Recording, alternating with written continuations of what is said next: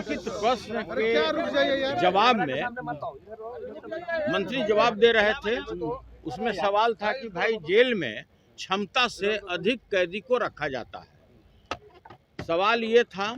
लेकिन जो मेरे विद्वान साथी हैं, मेरे प्रिय भाई हैं, नीरज भाई ने उठ कर के अपना गाथा शुरू कर दिया।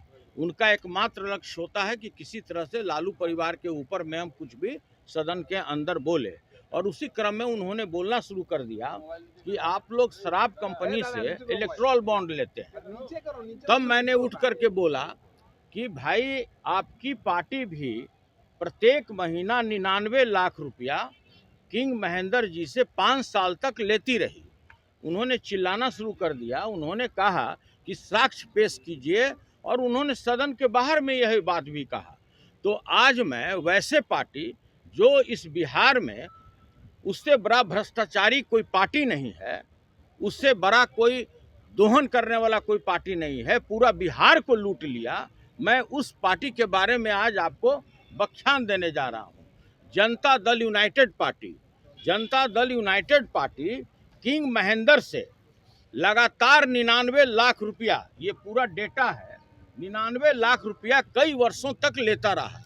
इसके अतिरिक्त उसने अपने पार्टी फंड में तकरीबन 146 करोड़ रुपया, मैं उस पार्टी का बात कह रहा हूं जिसके शीर्षस्थ नेता समाजवादी चोला पहने रहते हैं, सत्य हरिश्चंद्र बने रहते हैं, और पूरे बिहार को उन्होंने भ्रष्टाचार के आकंठ में डुबो दिया। मैं उसका डेटा दे रहा हूं कि प्रति वर्ष वो व्यापारियों से, भ्रष्टाचारियों से कितना रुपया चंदा लिए, और यह है अकाउंट में, और इससे कई गुना उन्होंने कच्चा पैसा लोगों से, व्यापारियों से दोहन किया है।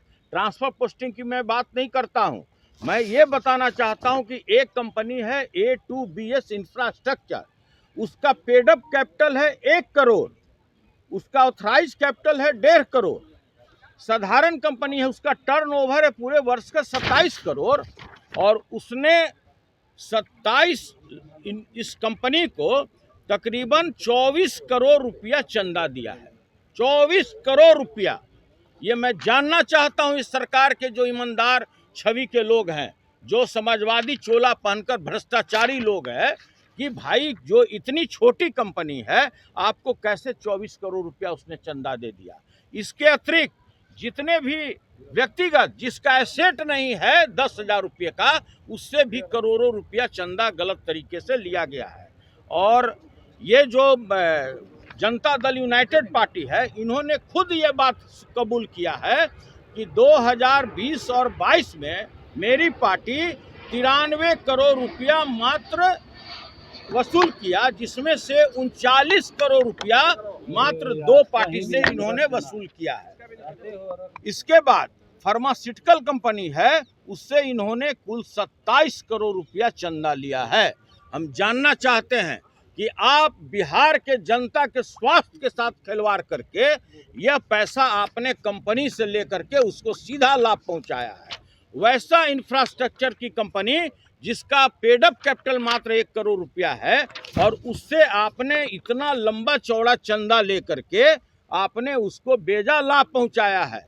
करोड़ों रुपया स्मार्ट मीटर में लिए गए, जो आज भी लोग जेल में बंद है, उससे भी लोगों ने करोड़ों रुपया वसूला है। और ये पूरा डेटा मैं आपके समक्ष में रख रहा हूं, इसका फोटो कॉपी आप लोग कर लीजिएगा।